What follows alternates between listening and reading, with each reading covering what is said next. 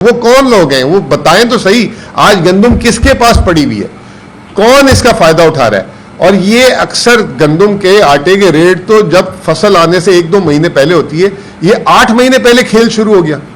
ये सारे का सारा, फिर उसके साथ चीनी की मिसाल आपके सामने है, एक्सपोर्ट कर दी, अब इंपोर्ट करनी है, टैक्स फ्री कर रहे हैं, फिर वापस से शुगर मिल को।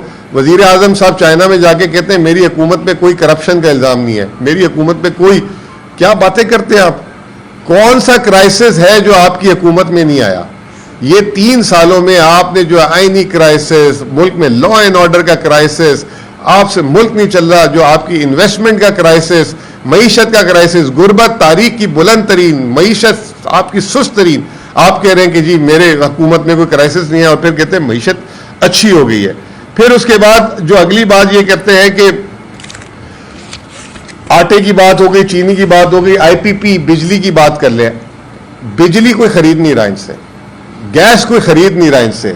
गैस में कतर, जिसकी ये क्रेडिट लेते थे कि हम गैस एलएनजी लेकर आए सबसे सस्ती, अब कतर से मिन्नतें कर रहे हैं कि आप जो है वापस अपने वो ले लें या आने वाले सालों में दे दें, हमसे गैस बिक नहीं रही।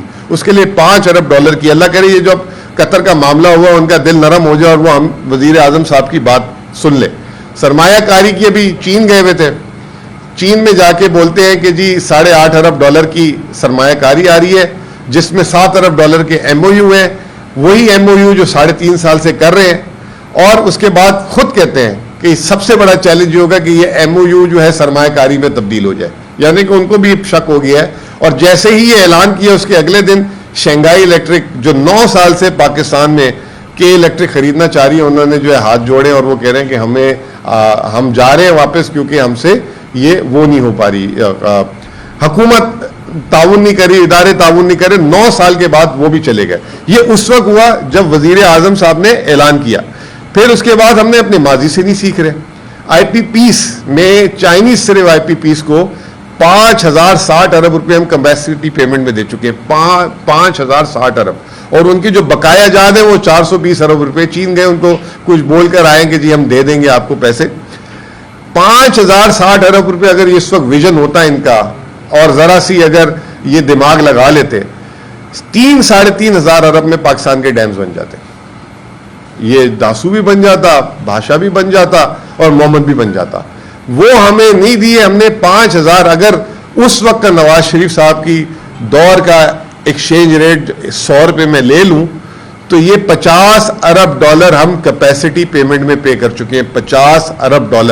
और अगर आज का एक्सचेंज रेट लगा लूं खुले दिल से तो तब भी 17-18 अरब हम कैपेसिटी पेमेंट। ये वो गरीब मुल्क है जो इस तरीके से पैसे दे रहा है। अब वो किया था, अब नया ऑयल का एग्रीमेंट कर लिया, तेल का, जो तेल की पाइपलाइन जो है वो शायद आज़रबाईजान की कंपनी है, उनके साथ कर दिए कि उस बाहर से तेल आए ना आए, वो पाइपलाइन बिछाने का उसका भी डॉलर में टैरिफ देंगे, फिर डॉलर में देंगे।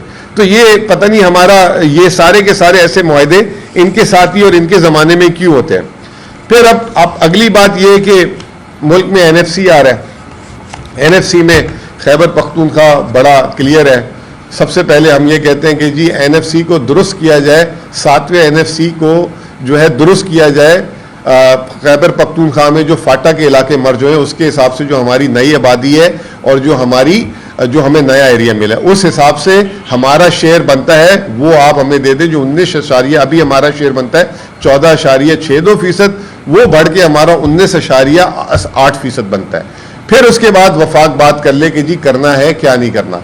अब जो बिलावल साहब जो सैलाब और उसकी बात कर रहे हैं, सबसे पहले बात कर लेते थे फ्लड रिस्पॉन्स की, कि इस दफा फ्लड रिस्पॉन्स सबसे बेहतरीन किसने दिया।